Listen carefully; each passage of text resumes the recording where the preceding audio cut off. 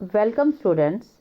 आज हम आपकी व्याकरण पुस्तक के टॉपिक डायरी लेखन के बारे में डिस्कस करेंगे। डायरी लेखन यानी कि इंग्लिश में इसको बोलते हैं डायरी राइटिंग। और बेटा आपने अपने स्कूल में आप एक तो डायरी वो होती है जो आप लोग अपने स्कूल में जिसमें होमवर्क लिखते हैं, ठीक है। और एक डायरी वो होती है कि जिसे कि हमारे फैमिली में भी कई लोग लिखते हैं, जिसमें कि वो अपने पूरे दिन में क्या घटनाएं उनके साथ घटी, किन किन लोगों से वो मिले और क्या क्या उनको एक्सपीरियंस हुए, उसके बारे में वो अपनी डायरी में रात को बैठ के मेंशन करते हैं पूरा, ठीक है ना। और ये कई लोगों का इंटरेस्ट होता है और कई लोग अपनी डायरी को मेंटेन करते हैं। और अब हम पढ़ते हैं कि इसमें डायरी के बारे में क्या लिखा है। डायरी लेखन के बारे में प्रत्येक व्यक्ति अपनी रुचि के अनुसार भिन्न भिन्न प्रकार के कार्य करता है। कई व्यक्तियों की रुचि डायरी लेखन में होती है। प्रतिवेदन तैयार करना, निबंध लेखन, पत्र लेखन, अनुच्छेद लेखन एक प्रकार की कला है। यानी कि ये जो पत्र लेखन होता है, निबंध लेखन, अनुच्छेद लेखन, ये तो एक प्रकार की कला होती है जिसे व्यक्ति अपने निरंतर अभ्यास से निखार सकता है। यानी कि इनको हम day by day to practice जब हम करते हैं तो इसमें हमारे को कुशलता मिली है, पत्र लेखन में, निबंध लेखन, अनुच्छेद लेखन में। परंतु डायरी लेखन कला का विषय नहीं है, अभी तो यह व्यक्ति की रुचि का विषय है।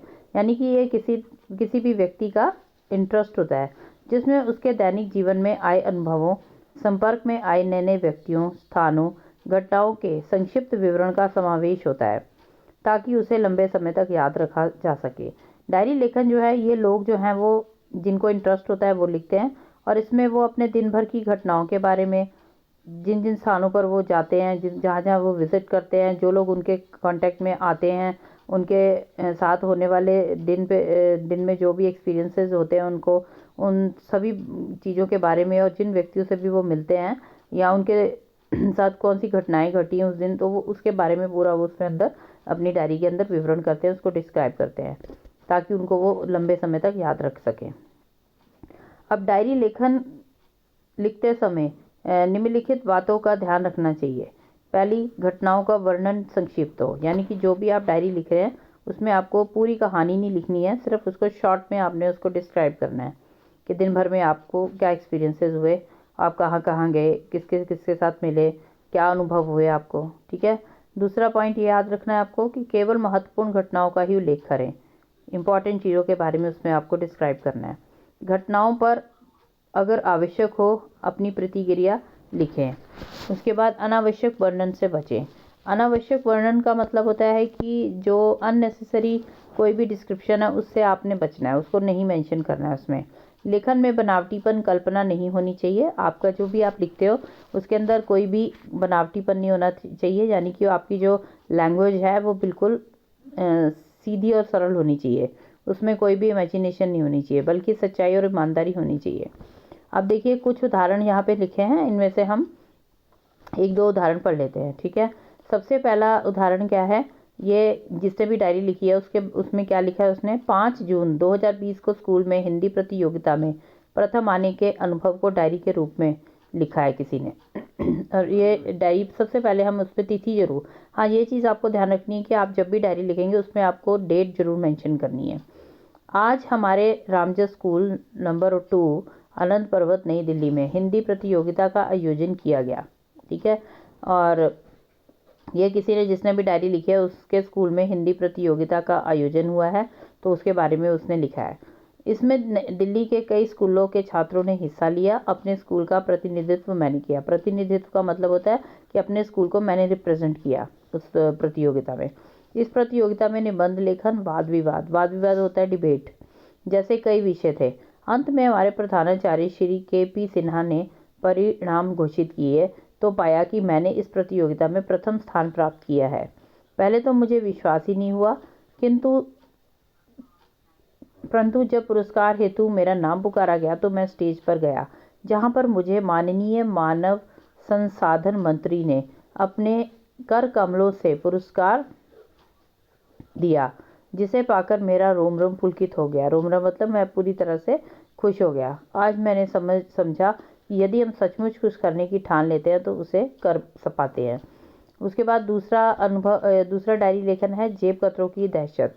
अनुभव को इसको डायरी के रूप में कैसे लिखा है। देखिए ये है, इसमें 7 नवंबर को लिखी गई है ये डायरी, और इसमें देखिए क्या लिखा है, क्या मेंशन है। आज मैंने रोहिणी अवंतिका बस स्टैंड से केंद्रीय सचिवालय जाने के लिए रूट नंबर 970 की बस पकड़ी।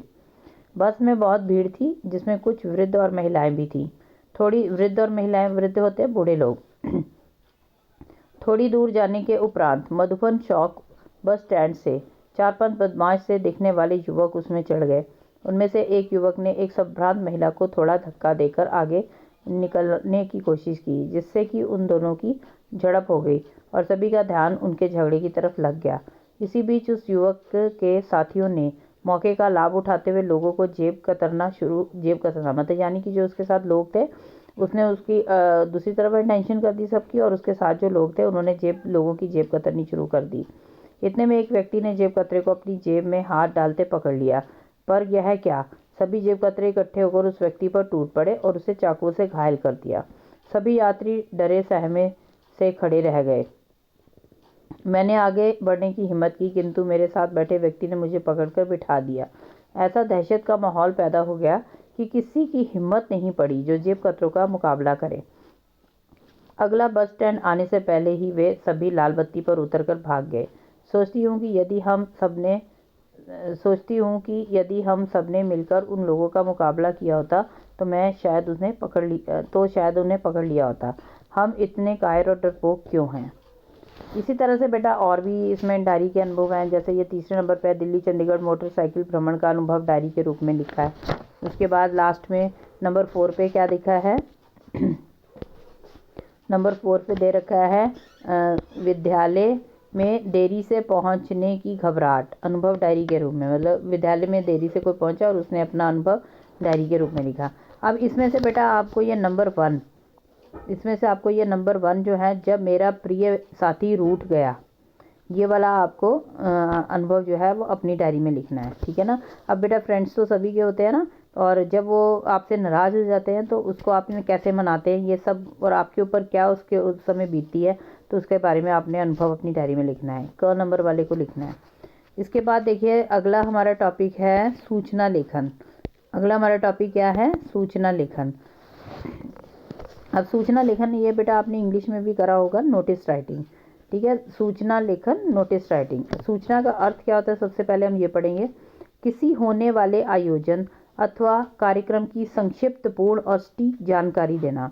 यानी कि कोई समारोह हो रहा है या कोई कार्यक्रम हो रहा है, ठीक है, उसका शॉर्ट में पूर्ण रूप से सटीक मतलब एकदम टू दी पॉइंट उसके बारे में जानकारी देना जो होता है, उसको हम नोटिस राइटिंग कहते हैं। इसकी शब्द सीमा कितनी होनी चाहिए, 30 शब्द तक की जा सकती है। इसकी शब्द सीमा कितनी होनी चाहिए, 30 शब्द तक होनी चाहिए। सूचना लिखते समय निम्नलिखित बातों का ध्यान रखना चाहिए। अब कौन कौन सी बातों का विशेष ध्यान रखना चाहिए हमें सूचना लिखते समय। सूचना लेखन की भाषा औपचारिक होनी चाहिए। अब देखिए हमने जो सूचना लेखन हम जब भी लिखेंगे तो उसकी भाषा जो है वो कैसी होनी चाहिए, अनौपचारिक होनी चाहिए। कैसी होनी चाहिए, अनौपचारिक होनी चाहिए।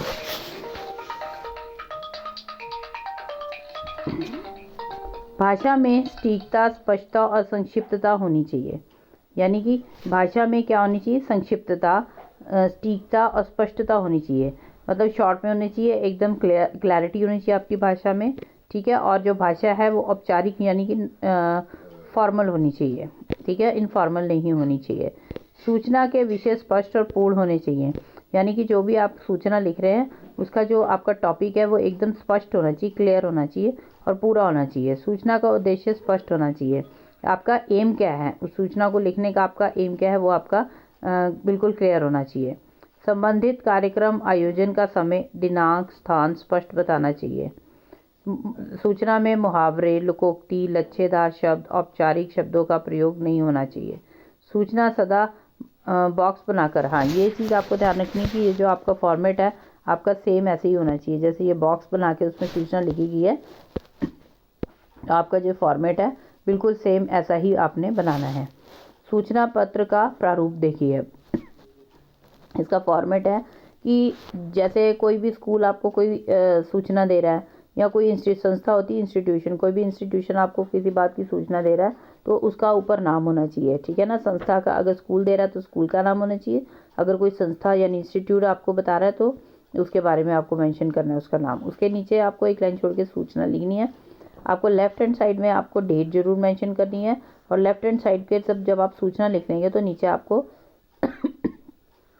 डेट के नीचे ही जब आपकी सूचना पूरी लिखी जाएगी तो उसके यहाँ पे नीचे आपको सिग्नेचर्स करने, अपना नाम लिखना है और अपना डेजिग्नेशन लिखना है, यानी कि आप सूचना जो दे रहा है वो मतलब किस विभाग से है। उसके बाद बीच में आपका सब्जेक्ट मैटर आ जाएगा, ठीक है, शीर्षक आ जाएगा। शीर्षक आपको वही होगा जो आपको टॉपिक आपको लिखा होगा, उस टॉपिक के अकॉर्डिंग ही आप उसका शीर्षक लिखेंगे। उसके बाद विषय वस्तु में आपको जो जिस बारे में भी आपको सूचना दे रहे हैं उसका स्थान, उसका समय, वो सारा आप उसके अंदर विषय वस्तु में लिखेंगे। अब देखिए, सबसे पहले हम देखते हैं सूचना लेखन के कुछ नमूने। तो ये सबसे पहला आपका सूचना लेखन क्या है, आप अपने विद्यालय की सांस्कृतिक परिषद के सचिव अमोल है। और कई बार क्या होता है बेटा कि आपको सूचना लेखन का जो टॉपिक दिया होता है ना, उसमें आपको नाम भी दिया गया होता है, यानी आप जिस नाम से आप लिखेंगे वो नाम भी दिया होता है।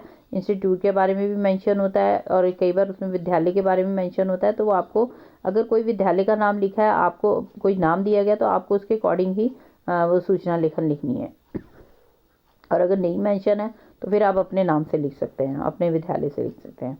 आप अपने विद्यालय की सांस्कृतिक परिषद के सचिव अमोल हैं, यानी कि आपको नाम अमोल दिया गया है। अपने विद्यालय के वार्षिक समारोह की सूचना देते हुए, यानी कि आपके स्कूल के अंदर कोई एनुअल फंक्शन हो रहा है आपका, और एनुअल फंक्शन के बारे में सूचना देते हुए सांस्कृतिक कार्यक्रम के और उसके अंदर जितने भी कल्चरल प्रोग्राम्स हो रहे हैं उनके बारे में पार्टिसिपेशन आप अपने स्टूडेंट्स का मांगते हुए, स्कूल के जितने भी बाकी स्टूडेंट्स हैं उनका पार्टिसिपेशन मांगने के लिए, मतलब जो भी उसमें इंटरेस्टेड हैं बच्चे जो इसमें कल्चरल प्रोग्राम में भाग लेना चाहते हैं, तो उनको आमंत्रित करने के लिए आप सूचना पत्र लिख रहे हैं, यानी उसके नोटिस बोर्ड पर नोटिस दे रहे हैं। तो पहले आपको स्कूल का नाम लिखना है, ठीक है, और स्कूल के नाम के बाद आपको सूचना लिखनी है। और उसके बाद आपका टॉपिक क्या है, टॉपिक आपका है वार्षिक समारोह, ठीक है ना। तो वार्षिक समारोह यहाँ पे टॉपिक की जगह लिख देंगे आप शीर्षक। उसके बाद लेफ्ट साइड में आपको डेट लिखनी है। देन उसके बाद डेट के बाद आपको शुरू करना है अपना विषय वस्तु। सभी विद्यार्थियों को सूचित किया जाता है कि विद्यालय का वार्षिक समारोह आगामी मास, यानी उसका समय आपको बताना है, दिनांक बताना है, और वेन्यू भी जरूर बताना होता है। तो सभी विद्यार्थियों को सूचित किया जाता है कि विद्यालय का वार्षिक समारोह आगामी मास का मतलब आने वाले महीने, दिनांक 15 सितंबर 2020 को होना निश्चित हुआ है। वार्षिक समारोह के सांस्कृतिक कार्यक्रम में भाग लेने के लिए इच्छुक विद्यार्थी, यानी कि जो स्कूल का जो एनुअल फंक्शन हो रहा है उसके कल्चरल प्रोग्राम में जितने भी लोग बच्चे पार्टिसिपेट करना चाहते हैं या जिनको इंटरेस्ट है, वो अपना नाम जो है वो हस्ताक्षरकर्ता से संपर्क करें। अपना नाम देने के लिए वो किससे, जिसने भी ये नोटिस दिया है, सूचना दी है, उसका नाम नीचे होगा। तो वो उसमें लिखा जाता है। साक्षरकर्ता का मतलब हो गया कि अंडरसाइन जो भी मतलब बच्चा है अमोल, उसको आप अपना नाम देने के बारे में संपर्क करें, और नीचे उसका नाम लिखे, और सचिव सांस्कृतिक परिषद। उसके बाद नेक्स्ट आपका है बेटा नंबर 2 पे आपका कौन सा है, ये नंबर 2 पे आपका दे रखा है, आप अपने विद्यालय की हिंदी साहित्य परिषद की सचिव नीलिमा हैं। अंतर सदनीय आशु भाषण प्रतियोगिता की सूचना देते हुए इच्छुक प्रतिभागियों को आमंत्रित करने के लिए सूचना पत्र लिखिए, ठीक है। उसके बाद 3rd नंबर पे है, आप कक्षा 8वीं बी की छात्रा मौसमी है, मतलब यहाँ पे नेम दे रखा है आपको कि आपको जिस नाम से लिखना है। आपकी घड़ी खो गई है, सूचना पट पर लगाने के लिए सूचना पत्र लिखिए। तो ये आप अपने आप से इन दोनों को आप अच्छे से पढ़ लेंगे, और आपको ये जो नंबर 1 है आपके एक्सरसाइज का नंबर 1 है, इसको आप नोटबुक में लिखेंगे, ठीक है। ये आपका क्या है, आप गोयनका पब्लिक स्कूल दिल्ली के खेल सचिव अभिमन्यु हैं। अब ये आपको पब्लिक स्कूल का नाम यही लिखना है जो मेंशन है इसमें, मतलब जिसका टॉपिक आपको दिया गया ना, तो उस टॉपिक में आपको जो नाम मेंशन है स्कूल का वही लिखना है, और जो नाम आपको दिया है, यानी कि अभिमन्यु आपको नाम दिया है, तो आपको अभिमन्यु के नाम से ही नोटिस लिखना है। विद्यालय में होने वाले वार्षिक खेल दिवस की जानकारी देते हुए, मतलब आपके विद्यालय इसके विद्यालय अभिमन्यु के विद्यालय में वार्षिक खेल मतलब कि एनुअल स्पोर्ट्स डे हो रहा है, तो उसकी जानकारी देते हुए विभिन्न खेलों में छात्र छात्राओं का सहयोग मांगने के लिए सूचना पत्र लिखिए। तो आपको ये नंबर 1 वाला आपको अपनी नोटबुक में लिखना है, ठीक है बेटा। अब इसको आप कर लीजिएगा, और एक बार सारे दोबारा से अच्छे से पढ़ के और आप इनको करके और मुझे आप सेंड करेंगे होमवर्क में। धन्यवाद।